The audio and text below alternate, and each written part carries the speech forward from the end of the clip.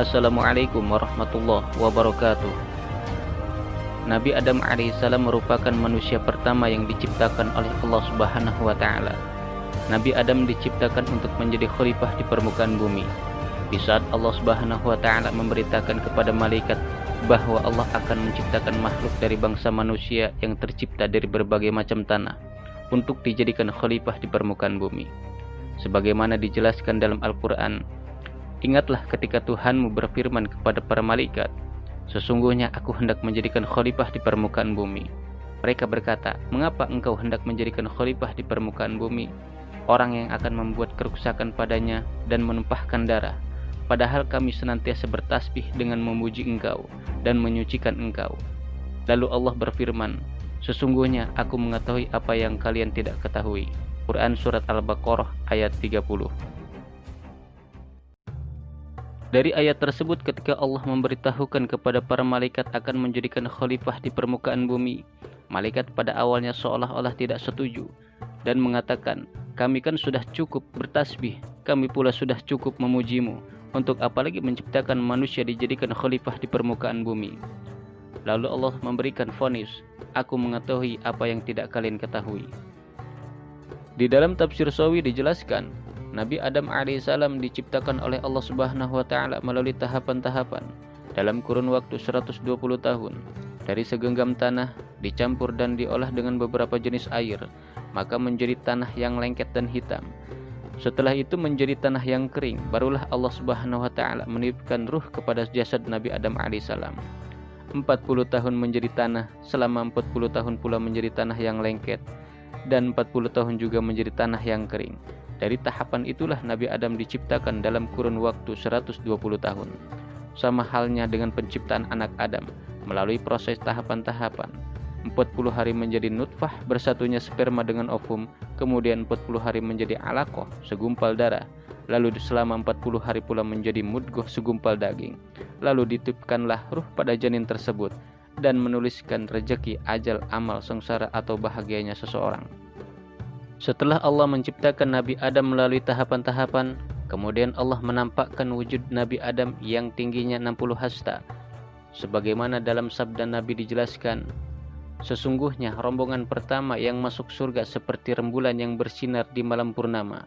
Kemudian rombongan berikutnya seperti bintang yang paling terang di langit. Mereka tidak buang air kecil, tidak buang air besar, tidak membuang ludah, tidak beringus. Istri-istri mereka adalah para bidadari. Mereka semua dalam satu perangai. Rupa mereka semua seperti rupa ayah mereka Nabi Adam yang tingginya 60 hasta menjulang ke langit. Hadis riwayat Al-Bukhari. Dan setelah wujud Nabi Adam sempurna, lalu Allah memberikannya ruh. Seketika itu seluruh anggota tubuh Nabi Adam bisa bergerak. Mata bisa melihat, hidung bisa menghirup udara dan bersin, lalu turun ke mulut dan lisan. Dan pada saat itu Allah memberikan ilham untuk memuji dan berkata, segala puji bagi Tuhan semesta alam. Dan Allah menjawab, Tuhanmu telah merahmatimu wahai Adam. Ini untukmu dan anak cucumu. Oleh sebab itu sunnah untuk mendoakan orang yang bersin. Dan di saat ruh merata di seluruh jasad, maka Nabi Adam bergerak dan berdiri. Sempurnalah ciptaan Allah Subhanahu wa taala.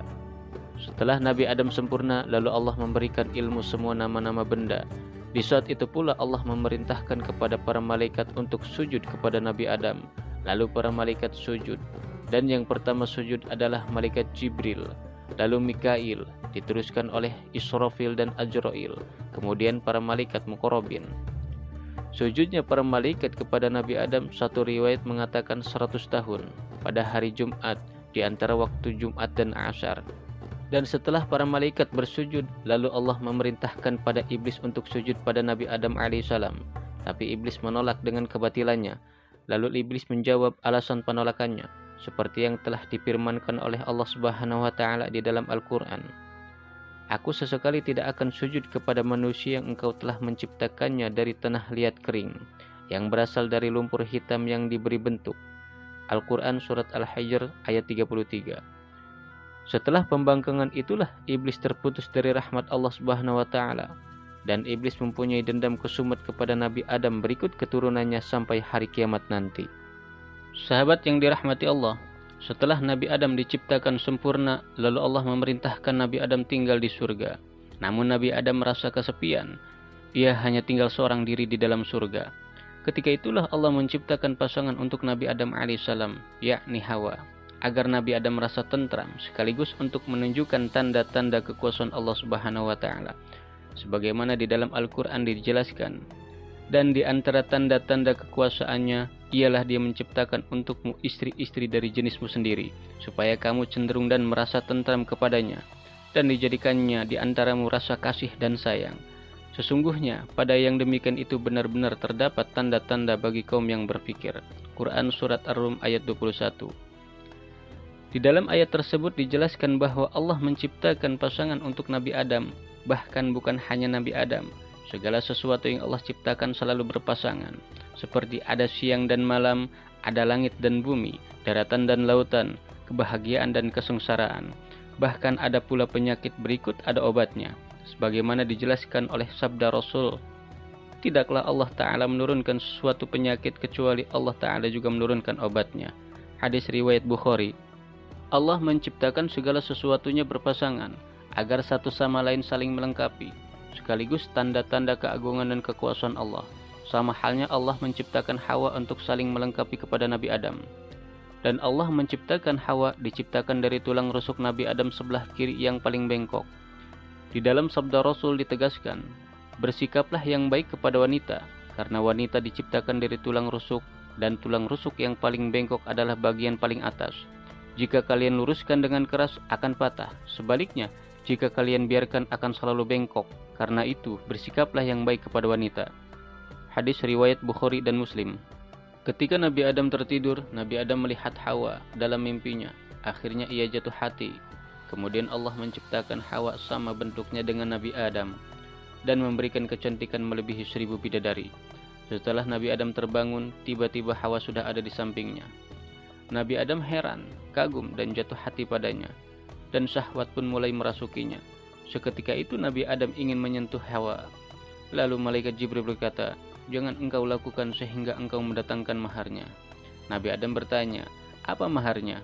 Malaikat Jibril menjawab, "Membaca sholawat kepada nabiku dan kekasihku Muhammad sallallahu alaihi wasallam." Lalu Nabi Adam bertanya lagi, "Siapakah Muhammad itu?" "Dia adalah anak cucumu dan dia adalah penutup para nabi." Kemudian Allah menikahkan Adam dan Hawa, dan itu bertepatan jatuh pada hari Jumat setelah tergelincirnya matahari. Lalu Allah Subhanahu wa taala memberikan wahyu kepada Nabi Adam. "Hai Adam, diamilah oleh kamu dan istrimu surga ini, dan makanlah makanan yang banyak lagi baik di mana saja yang kalian sukai. Tetapi janganlah kamu dekati pohon ini yang menyebabkan kamu termasuk orang-orang yang zalim." Quran Surat Al-Baqarah ayat 35. Setelah Allah menempatkan Adam dan Hawa di dalam surga, lalu Allah melarang memakan buah khuldi. Iblis pun mengetahui bahwa Adam dan Hawa sudah di dalam surga. Kemudian iblis menghampiri pintu surga.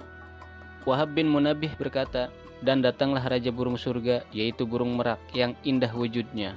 Ketika itu iblis melihatnya, maka burung tadi dipanggil dan disuruh mendekat. Lalu iblis berkata, 'Wahai burung yang bagus, dari manakah kamu?' Burung menjawab, 'Dari pertamanan Adam.' Lalu iblis berkata, 'Saya membawa nasihat yang bagus, dan saya ingin kamu memasukkanku ke surga bersamamu.' Burung menjawab, 'Kenapa kamu tidak masuk sendiri?' Lalu iblis berkata, 'Saya ingin masuk secara rahasia.' Burung tadi menjawab, 'Saya tidak sanggup, tapi saya akan membawa teman yang bisa memasukkanmu dengan rahasia.' Kemudian burung merak tadi mendatangi ular, yang mana di surga tidak ada makhluk yang lebih indah daripada ular. Kepalanya dari intan yakut merah, kedua matanya dari intan zabarjad hijau, lidahnya dari kapur, dan kedua kakinya seperti unta. Lalu burung merak berkata pada ular tersebut, 'Di pintu surga ada malaikat dari malaikat mukarramin yang membawa nasihat.' Maka bergegaslah ular tadi menemui iblis, dan iblis pun berkata, 'Apakah kamu bisa membawaku masuk ke surga secara sembunyi-sembunyi karena aku membawa nasihat?' Ular menjawab, 'Bagaimana caranya mengelabui malaikat Ridwan?' Lalu iblis berkata lagi, 'Bukalah mulutmu.' Maka ular tersebut membuka mulutnya, dan masuklah iblis sambil berkata, 'Bawalah aku dekat pohon gandum, yaitu pohon khuldi,' di mana para ulama berpendapat pohon khuldi itu adalah pohon gandum. Kemudian ular tersebut membawanya dan meletakkannya di pohon gandum tadi.